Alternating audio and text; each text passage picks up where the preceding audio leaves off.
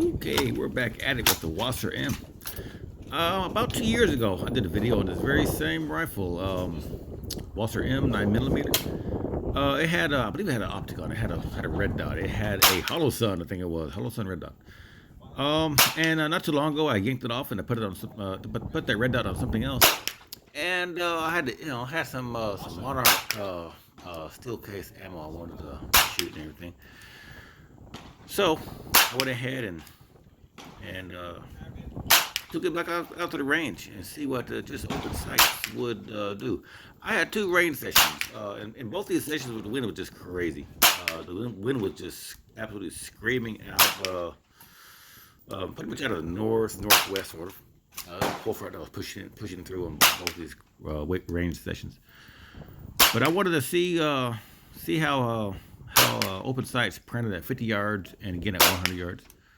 And so I took her back out there. It was about 250 rounds per session, so 500 rounds total.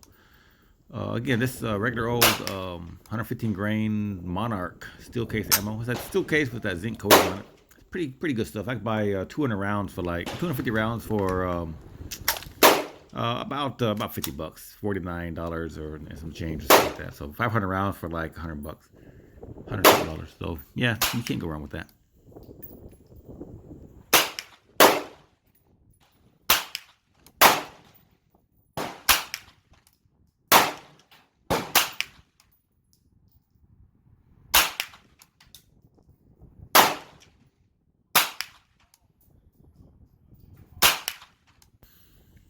Yeah, I brought multiple mags out. I brought me those two 31 round, 32 round Glock 18 mags, and I brought me out some Glock 19 mags, and I think I had about two Glock 17 mags.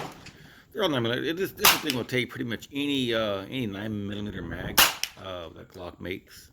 If it fits in a Glock handgun, this rifle will take, which is pretty good because Glock mags are somewhat inexpensive. If you want to go really cheaper than that, you can go Pro Mag or some of these old off-brand, I think some Korean-made Glock clone mags that work pretty good. If I remember right, my very first video, I did have I was using I did have a 30 round Pro Mag mag, I think it was, and it was sort of junk. But also, I had a few problems with my Glock mags, and it wasn't a mag problem; it was an ammo problem. It was I had this Tula, I think it was a whole bunch of old Tula ammo, and this back in the day, if anyone remembers, back in the day, you could get some Russian and Serbian, some Russian-made ammo that was lacquer case and some pretty decent stuff. And then sometime somewhere in time, in order to, I guess, to save a little bit of money, they stopped lacquering the case and began putting a clear polymer on the case. And still, the gun, the ammo fired and fed flawlessly. And then somewhere down the line, Tula ammo started, or I could just say stopped putting any coating on the casings at all, and just left them with a bare steel case. And that's where I began getting problems with feeding problems in a lot of my mags. There's just when these mags are double stacked for 15 rounds, 70 rounds, 30 rounds, or whatever you're doing, those unfinished, unpolymer, uncoated steel case rounds have enough friction and grit and just roughness on them, and it's the steel, that they tend to the friction tends to either stop them from when the bolt strips the first round off, and you pull the trigger, it fires, and that bolt is thrown back. The casing is ejected. There's enough friction on this inside the mag that the bolt will go forward, either before the next round is up high enough to grab, or the bolt will start going forward and just barely snag that next round, and then still pipe it, or get it wonky inside there and feed. But that was a problem I had with that rough nasty ammo. The cool thing about this Tula ammo is nice stuff. Again, it's still case, but it has a zinc coating on the case. So when you get out of the box, it looks like a nickel case, round, but it's actually zinc case, and they're smooth. Um, I have found all my mags, all my firearms will feed them. Um, my Jericho, my Glocks, mechanics. Oh, they all feed them pretty much flawlessly. So 50 yards. Let's see how we did. 50 yards. That's 250 rounds. Ooh, look at that. A lovely hole in the paper. Now, if you have no other choice, you could use this as home defense. You probably could. Um, here's my issues. Kind of my issues with having this as a home defense gun. If you have other options, for one, the Wasr M, it's an AK. It is AK heavy. It is a AK receiver with AK barrel. It is chambered at 9 millimeters. All it is. So it is heavy.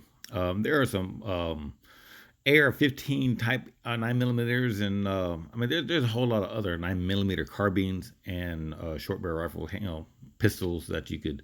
That'll be a whole lot better option for home defense. Better mounting options for optics, better mounting points for lights and lasers and whatnot. So yeah, but then if all you had was 550 bucks, and yeah, this will do it. This will get the job done if you ever needed a home defense weapon. It shoots good. It runs. Ain't no lie, it runs. It's just it's AK heavy, and there's a better option out there for about the same amount of money, and probably maybe a little more if you just shop around and at online. And there's a lot of 9 millimeter carbines and 9 millimeter pistols. Short barrel rifles that you could, SBRs, pistols, 9 millimeter pistols that you can convert, put a brace on, or just go ahead and get a stamp on it and have a good home gun. That's what I'm trying to say. Now we are at an even windier day, and this is 100 yards. I'm shooting 100 yards open sights, and this is where I think, again, my little Tula, not Tula, Monarch still gets ammo. It's probably not the most quality ammo, but this is, I think, where a 9 millimeter carbine sort of begins to show its cracks and everything. Now, for again, if you're going to use this as a home defense because you have no other option for use anything else, and it's better than a sharp stick, then you're never going to engage a home defense type of scenario at 100 yards. If you're shooting someone at 100 yards, you better have a very, very good reason, a very good excuse for why you're doing that. But that being said, again, 9 millimeter is a great cartridge. Just now we're pushing 100 yards, and we're pushing a very windy day. And you're at the end of all this, you're going to see what, again, limitations. This bullet screaming across the 100-yard field with a strong, it was a good 20, 25, sometimes gusting. I think it was about almost 30. And again, it was coming right out of the sort of northwest. So it's almost into my face, sweeping left to right across this view here. And so when I was firing, depending on the wind gusts, it's also downwind on that berm. The wind was screaming over that berm and doing all those little twirlies. So as the round went down range, it was I'm kind of curious how this would look on a dead calm day. It probably would group it a lot better, but this is how it looks, looking straight 100 yards away. Again, from left to right, the wind was blowing almost into my face, and left to right across a little bit. So it's like sort of a northwest blow. And again, it was gusting up past 25 miles per hour. It was really blowing. At one time, I had to put some sandbags on my camera. It actually blew my camera over. You can see the camera sort of oscillating and just bobbing in the wind. So really windy day. And again, that's 9 millimeters. That's the downside of a long distance with a 9 millimeter.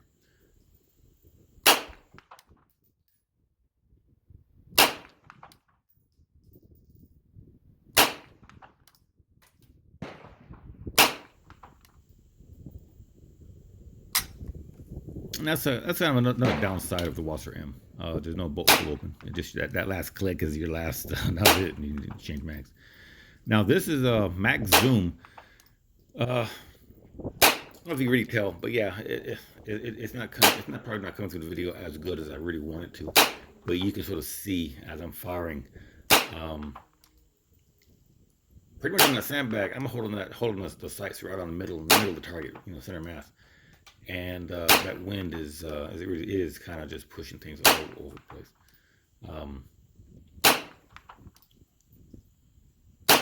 But that's the limitation of pretty much any round, any slower. I mean, somewhat slower moving around. That's the limitation, I guess, sometimes.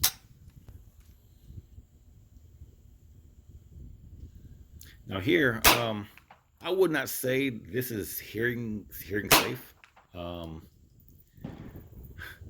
I didn't put my ears on, and I'm squeezing off rounds, and it's not that bad actually. Honest truth, a 22 long rifle handgun will put more ring in my ears than this 9mm. It put a little ring, I felt I was probably instead of because I'm under a little awning, a metal awning, so this one's getting thrown back my way. I think the bullet cracking down range was louder than the report from the barrel itself, kind of, but yeah, I wouldn't say it's hearing safe. But if you out there punking around and everything, and you didn't have any ears on, it probably, I'm not a doctor, but it probably wouldn't hurt you too much. Because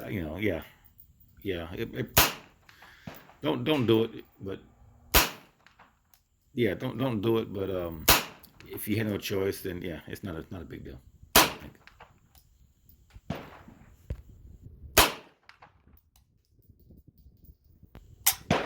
Yep, there's that click. So how did we do? 100 yards.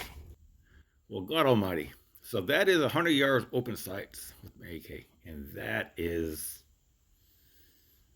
everything sort of on the bottom right hand. But then again, that's the direction the wind was blowing, and that's probably the what plus the ammo. That's probably 100 yards is going to be its limitations, because if I'm going 150, 200 yards, I'm not sure how that group's even going to look. Now, maybe on a calm day, I could, because originally this was, aimed sighted in center mass. 50 yards was great. 100 yards here again with that wind screaming out of the, through the northwest. Those bullets were getting pushed, to the right, down a little bit. So it is what it is. But that is the Wasr M, the Romanian Wasr M. Great plinkser. If you want to go plinking around, and if you don't want to use a sharp stick, then yes, maybe home defense. But for sure, it's a fun gun to shoot.